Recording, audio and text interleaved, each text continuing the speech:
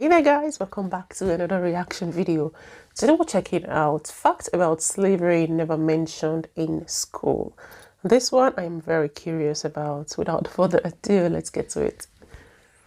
Okay.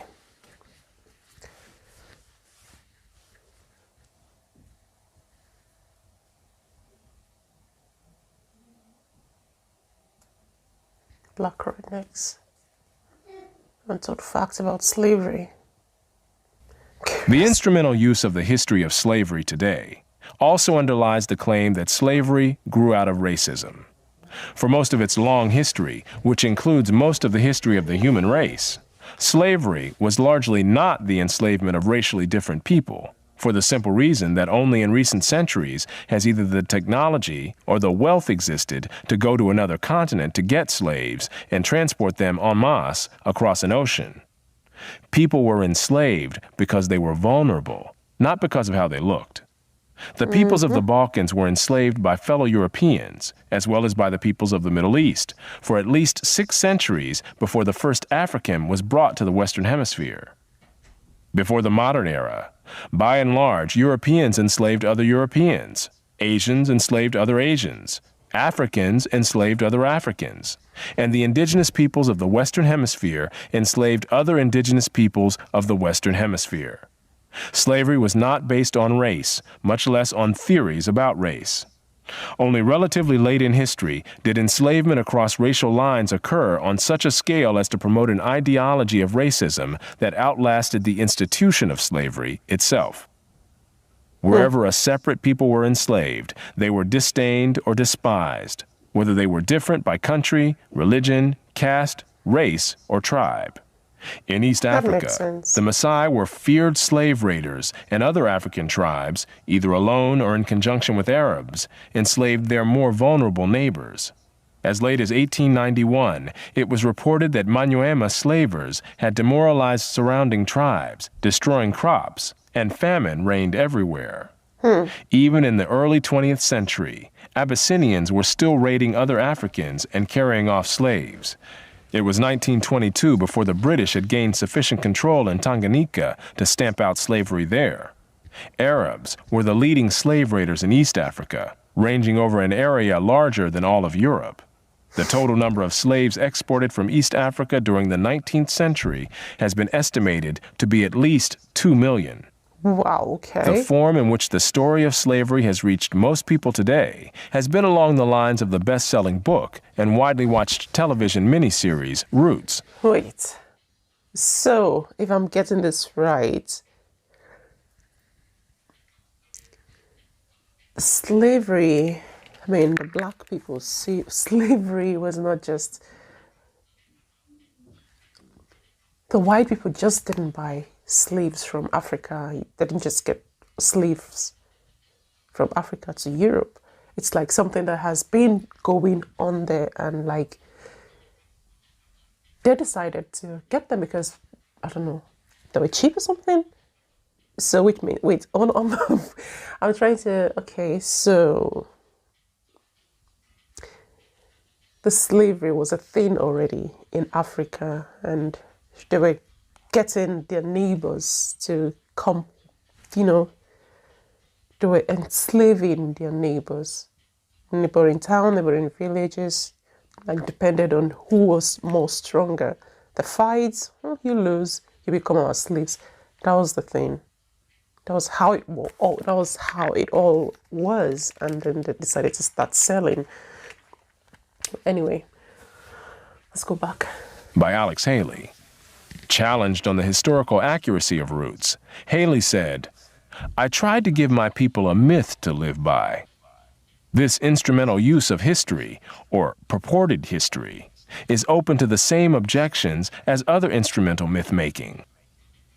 Despite the impression created by Roots, during the era of the massive slave trade from West Africa, a white man was more likely to catch malaria in Africa than to catch slaves himself. The average life expectancy of a white man in the interior of sub-Saharan Africa at that time was less than 1 year. By and large, men from Europe or the Western Hemisphere came to the coasts of Africa, bought their slaves, and left as soon as possible. Can you Even so, imagine? the death rates among the white crews of the ships carrying slaves to the Western Hemisphere were as high as the death rates among the slaves themselves. It was only much later, after quinine and other medical measures enabled Europeans to survive where there were tropical diseases, was it possible for them to invade Africa in force and establish empires there. But by then, the Atlantic slave trade had already been ended. During the era of that trade, Africa was largely ruled by Africans, who established the conditions under which slave sales took place. The crew of a Can you believe? So the people that actually caught the slaves, they went out to hunt for the slaves, were the black people. They got their own people and sold them out at the coast of Africa. It's not like the white people went inside to Africa, like West Africa or whatever, to catch slaves. They didn't do that. They bought what was sold to them. And it's not because they were black. slave ship was in no position to defy African rulers and their armies by going out across the land and capturing people willy-nilly. The stronger African peoples captured and enslaved the weaker peoples. The same pattern found over the centuries in Europe, Asia, the Western Hemisphere, and Polynesia. In Nyasaland, the Ngoni and Yao swaggered over and terrorized other tribes. In Uganda, the Baganda made life miserable for their neighbors. And the Nyoro and Hima of Anko enslaved Toro women and children. The Tutsi dominated the Hutu in Rwanda. The Maasai lorded it over the Kikuyu and Kamba. And the latter, in turn, held the Indorobo in a kind of serfdom. It was precisely the fact that Europeans, except for the Portuguese, seldom participated in the raids that captured and enslaved Africans that enabled most people in Europe and the Americas to remain oblivious to the traumatic experience that this was, with some Africans committing suicide to avoid capture and wives being whipped as they tried to cling to their husbands or children. Historian David Breon Davis pointed out that Europeans had little contact with the actual process of enslavement, and that as late as 1721, the Royal African Company asked its agents to investigate the modes of enslavement in the interior. Europeans typically saw only the end results, enslaved people being offered for sale on the coast. It was much the same story in the Ottoman Empire, where those who bought slaves had no idea what these slaves had been through before. The unique position of the Western world in the history, and especially the destruction of slavery, need not imply that there was unanimity within the West on this institution. In addition to whites who defended the enslavement of Africans on racial grounds, or who opposed general emancipation on social grounds, there were many whites, and even blacks, who defended slavery as a matter of self-interest as slave owners. Although most black owners of slaves in the United States were only nominal owners of members of their own families, there were thousands of other blacks in the antebellum South who were commercial slave owners, just like their white counterparts. Okay. Wow. How come I'm just hearing this now? How come it's not out there?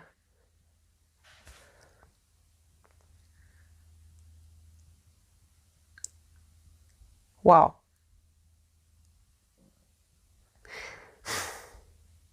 Wow, okay. So,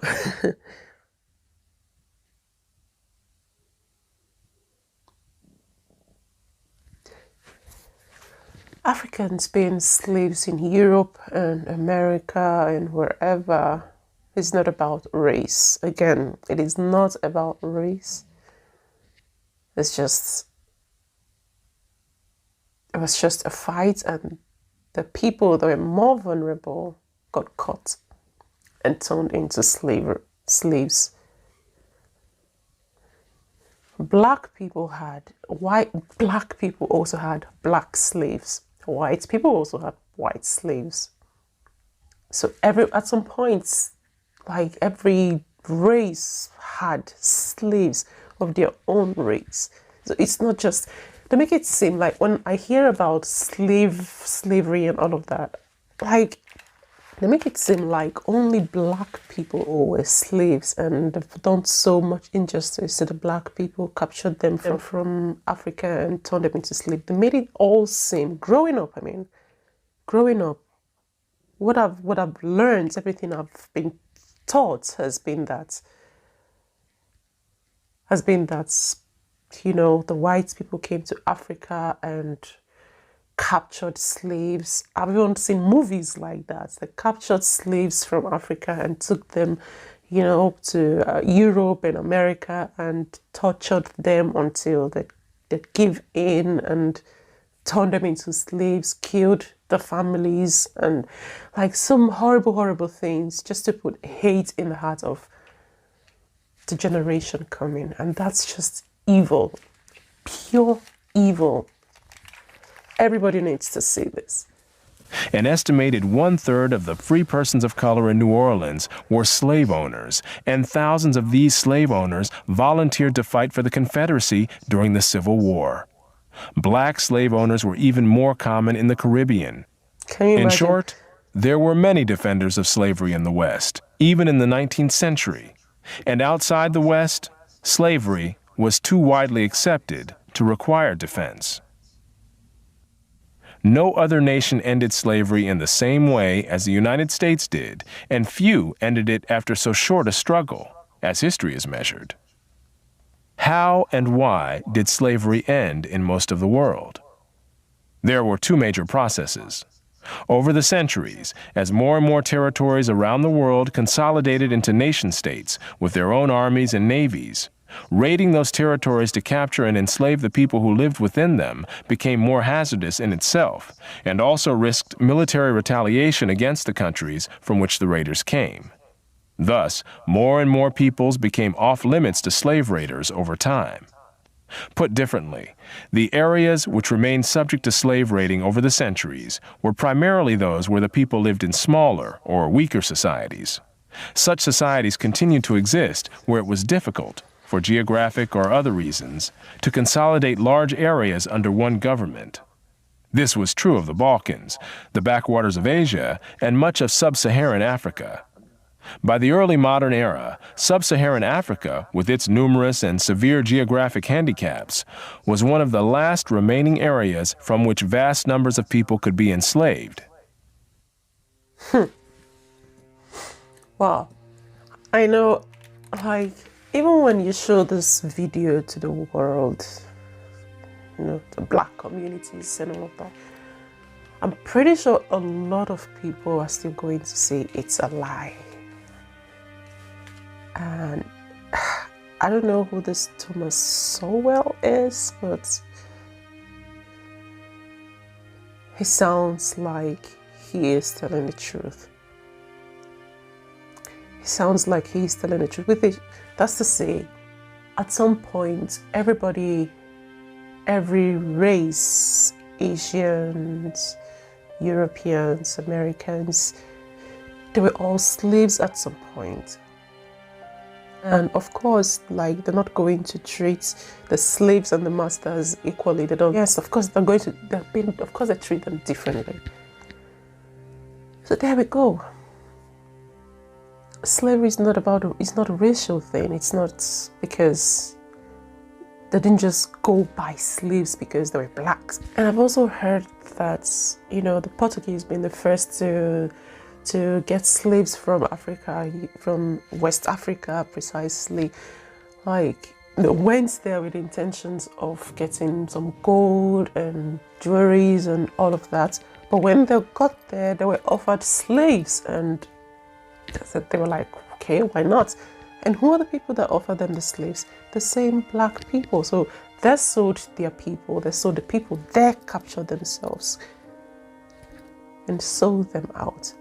So it's not the fault of, it's not their fault. It's not the fault of the white people for wanting to buy slaves. It's the fault of the black people for selling them. They offered and they accepted. Videos like this are what should be, taught in school. This is exactly what should be, taught to children to eliminate all the hatred that's been going around. Honestly, this is exactly what should be fed into the minds of people, to know the actual facts, not just what was written by some guy who just, you know, had so much hatred and just keeps spreading this hatred around. This man seems like a really wise man, and I'm really glad I got to watch this. And you know, I know there's still so much that I need to watch, but I'm glad that I started this journey. It's interesting. Thank you so much, guys, for the suggestion. Thank you so much for leaving me the link to this video. Thank you so much for watching the video as well. I really hope you guys enjoyed it too. If you did, do not hesitate to give me a big fat thumbs up and consider hitting that subscribe button, and I'll see you guys in my next video. Until then, stay safe, be kind, and bye.